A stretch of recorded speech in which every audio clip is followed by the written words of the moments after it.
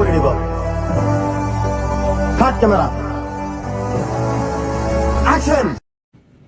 Hi friends, welcome to నాము talkies cinema more. ఇప్పుడే Eesha cinema చూసి రావడం జరిగింది. సినిమా అయితే నచ్చింది ఫ్రెండ్స్ నాకు. ఎందుకంటే అన్ని హర్రర్ చిత్రాల రొటీన్ స్టోరీ కాకుండా మన్నె శ్రీనివాస్ కథని కొత్తగా రాసుకున్నాడు. దాన్ని ట్రీట్ చేసే విధానం కూడా చాలా కొత్తగా ఉంది.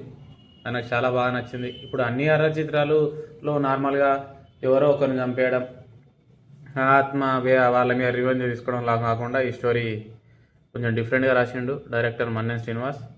దాని ఎగ్జిక్యూషన్ కూడా, రేటింగ్ కూడా చాలా బాగా అనిపించింది. బ్యాక్గ్రౌండ్ స్కోర్ కూడా చాలా బాగుంది. సినిమా క్లైమాక్స్లో ఒక ట్విస్ట్ ఉంటుంది ఫ్రెండ్స్, ఎవరు ఎక్స్పెక్ట్ కూడా చేయలేరు, అంత బాగుంది ట్విస్ట్. ఖచ్చితంగా మీరు థియేటర్లో చూడండి.